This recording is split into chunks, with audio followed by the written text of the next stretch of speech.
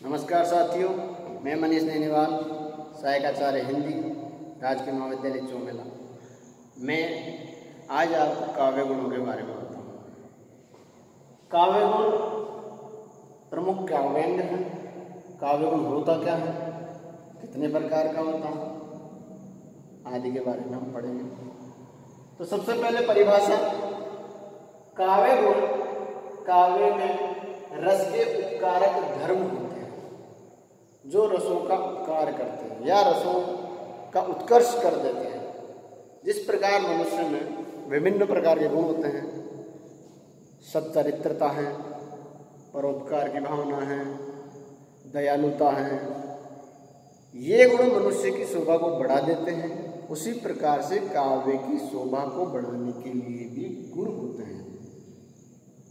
माधुर्य, ओज, प्रसाद, ये कुछ गुण हैं जो काव्य में रस का उत्कर्ष कर देते हैं, इसलिए इन्हें काव्य गुण कहा जाता है।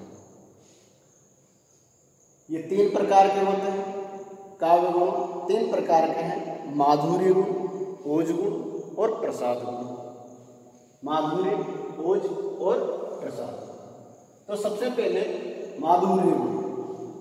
माधुर्य गुण क्या होते हैं?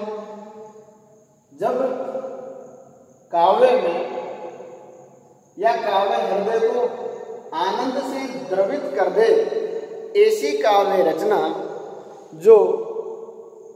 जिसको पढ़ने से हमारा हृदय द्रवित हो जाए, ऐसी रचना जिसके शब्द कोमल हैं, कोमल कांत पदावली, यानी जिस काव्य रचना की पदावली या जिसके शब्द कोमल हैं, ऐसे कोमल शब्दों से युक्त रचना माधुर्य गुण से संपन्न होती है। इसकी कुछ विशेषताएं मैंने पहले से लिख दी हैं कि माधुर्य गुण काव्य में कब होगा, किस रस में माधुर्य गुण होता है। यानी ऐसी काव्य रचना जो श्रृंगार रस से, करुण रस से या शांत रस से युक्त है, ऐसी रचनाओं में माधुर्य गुण होता है। मैंने पहले ही बता दिया है कि गुण हमेशा रस का उपकार करते हैं, रस का उत्कर्ष को बढ़ा देते हैं। इसलिए रस में जैसा रस हो, काव्य में जैसा रस है तो वैसा ही गुण आ जाता है। श्रृंगार, करुण और शांत रस से युक्त जितनी भी रचनाएं हैं उनमें माधुर्य गुण होगा। और पदावली उसकी कैसी होगी? कोमल, यानी कोमल शब्दों से युक्त। अब कोमल शब्द कैसे? जैसे अनुस्वार वाले शब्द, अनुस्वार जिसमें आता है वह है, या मधुर शब्दावली हो, गीतात्मक, लयात्मक हो, जिसमें संयुक्ताक्षर नहीं हो, अभाव होना चाहिए। ऐसे जिस काव्य में संयुक्ताक्षर या द्वित अक्षर नहीं होने चाहिए, जैसे कि इस तरह से संयुक्ताक्षरों का उसमें अभाव होता है या बहुत कम आते हैं। ट वर्गीय वर्ण, ट वर्गीय वर्ण कौन कौन से हैं? ट, ठ, ड, ढ और ण। ये ट वर्गीय वर्ण, इनका भी अभाव होता है क्योंकि ये परुष वर्ण कहलाते, कठोर वर्ण कहलाते हैं, इसलिए ये नहीं आएंगे माधुर्य गुण में। ट वर्गीय वर्णों के बाद आते हैं सामासिक पद, समास युक्त शब्द, लंबे शब्द, बड़े शब्द, समास से युक्त शब्द या पद, उनका अभाव होगा।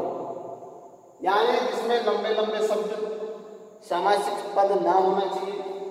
ट वर्गीय वर्ण, ट, ठ, ड, ढ, ण, इस प्रकार के शब्द अधिक नहीं होना चाहिए, या इनका बिल्कुल अभाव हो तो भी चलेगा, या बहुत कम प्रयोग हो। और संयुक्ताक्षर का भी बहुत कम प्रयोग होता है, क्योंकि ये शब्दावली जो होती है ये काव्य को कठोर बना देती है, जबकि परिभाषा या इसकी जो विशेषता है वो कोमल कांत पदावली युक्त होना चाहिए। और ये जो विशेषता है, सामासिक पद या ट वर्गीय वर्ण या संयुक्त, ये पदावली को कठोर बना देती है। कठोर शब्दों से युक्त बना देती है, इसलिए इनका अभाव होना चाहिए माधुर्य गुण में। जैसे यहाँ एक उदाहरण में लिखा हुआ है, बतरस लालच लाल, प्रसिद्ध दोहा है बिहारी जी का। बतरस लालच लाल की मुरली धरी लुका है, बतरस लालच लाल की मुरली धरी लुका है, सोह करे बोहनी हंसे देन कहे नदी जाए। यहाँ राधा और कृष्ण के बारे में है। तो ये जो पदावली है या ये जो काव्य रचना है, ये एक लयात्मक गीतात्मक है और कोमल कांत पदावली भी इसमें आई है, कोमल शब्दों से युक्त है। इसमें कहीं भी संयुक्ताक्षर नहीं है, दूसरा ट वर्गीय वर्ण में कहीं नहीं है, या आएंगे तो बहुत कम आएंगे, और सामासिक पद भी इसमें नहीं है, और इसको बोलने पर भी ये कोमल पद ही लग रहे हैं। यानी इनमें एक लय है, मधुर संगीत जैसी ध्वनि है, इसलिए ये रचना माधुर्य गुण में आएगी। इसमें श्रृंगार रस है, क्योंकि यहाँ राधा और कृष्ण के प्रेम का वर्णन है, इसलिए ये श्रृंगार रस में आ गई। और श्रृंगार रस की काव्य रचनाओं में से ये माधुर्य गुण से युक्त हो गई, क्योंकि पहले ही बता दिया है कि श्रृंगार करुण और शांत रस से युक्त रचनाओं में माधुर्य गुण होगा, इसलिए ये श्रृंगार रस है, श्रृंगार रस से युक्त कविता है, इसलिए इसमें माधुर्य गुण ही होगा। इसके बाद आता है दूसरा, और भी जितने भी उदाहरण आएंगे, कंकण किंकिणी नूपुर धुनि सुनी, उसमें कंकण किंकिणी अनुस्वार युक्त गीतात्मक है, कोमलकांत पदावली है। तो ऐसे पद जो कोमलकांत हो, मधुर शब्दों से युक्त रचना, श्रृंगार करुण और शांत रस से युक्त जो रचनाएं हैं, इन रचनाओं में माधुर्य गुण ही होगा। इसके बाद ओज गुण, दूसरा ओज गुण। अब ये ओज गुण माधुर्य गुण से बिल्कुल विपरीत है, इनमें कठोर वर्ण नहीं आते, इसमें कठोर वर्ण आएंगे। सबसे पहले परिभाषा बता दूं, ऐसा काव्य रचना जो चित्त में जोश, वीरता और उल्लास की भावना उत्पन्न कर दे, ऐसे ओज गुण युक्त रचना में ओज गुण होता है। यानी जिसको पढ़ने से मनुष्य के चित्त में जोश की भावना हो, या वीरता उत्पन्न हो, या उत्साह जागे, ऐसी काव्य रचना में ओज गुण होता है। इसकी विशेषताएं, जिस काव्य रचना में वीर रस, रौद्र रस, भयानक रस और विभत्स रस, ऐसे रसों से युक्त किसी भी रचना में ओज गुण होगा।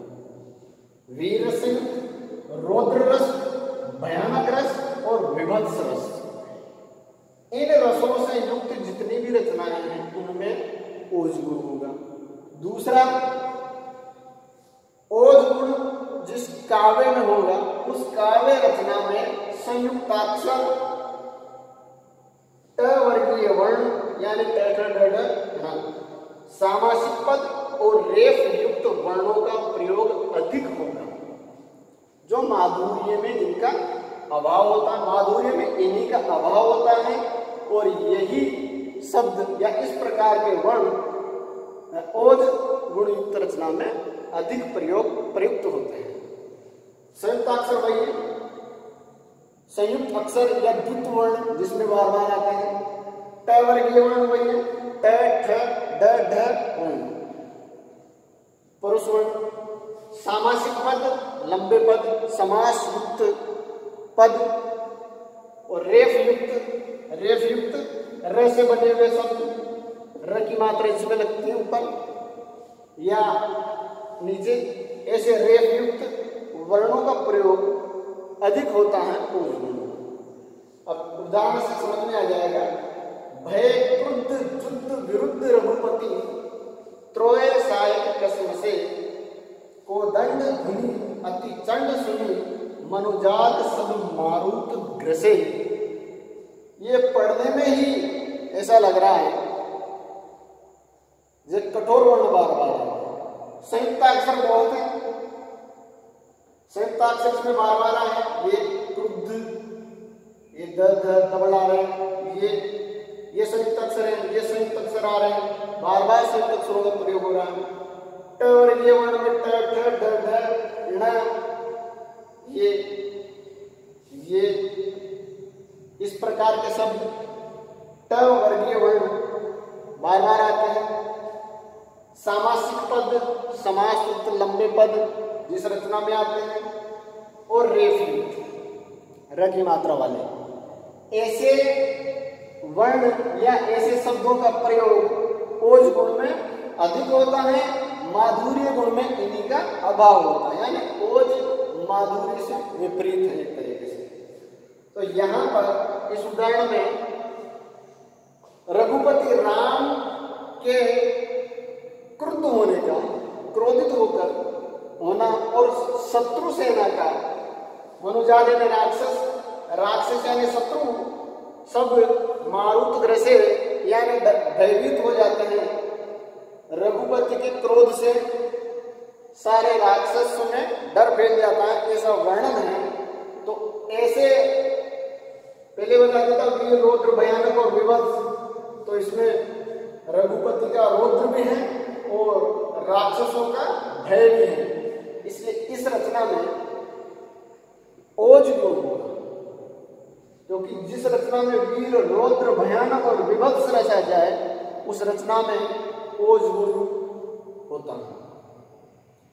ठीक है। इसके बाद तीसरा गुण है प्रसाद गुण। प्रसाद गुण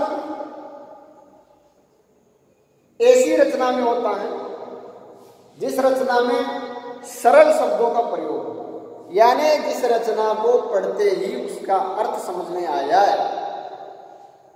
ऐसी रचना प्रसाद गुण से युक्त होती है।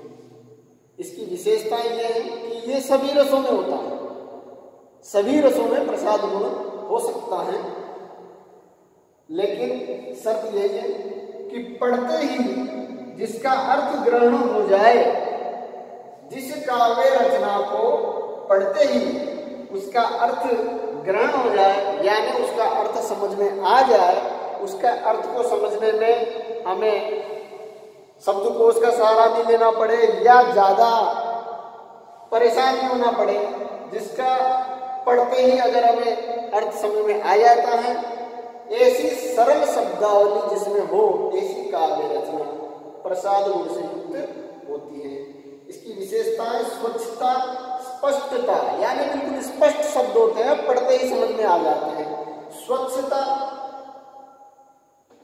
स्वच्छता से मतलब बिल्कुल सफेद कपड़े जैसा स्वच्छ, या ऐसी सूखी लकड़ी जो जिसमें तुरंत आग लग जाए या जो आग को तुरंत फैला दे, ऐसा। और जो चित्त को प्रसन्न करने वाली सरल शब्दावली, ऐसी सरल शब्दावली जिसको पढ़ते ही समझ में आ जाएगा तो चित्त प्रसन्न हो जाता है।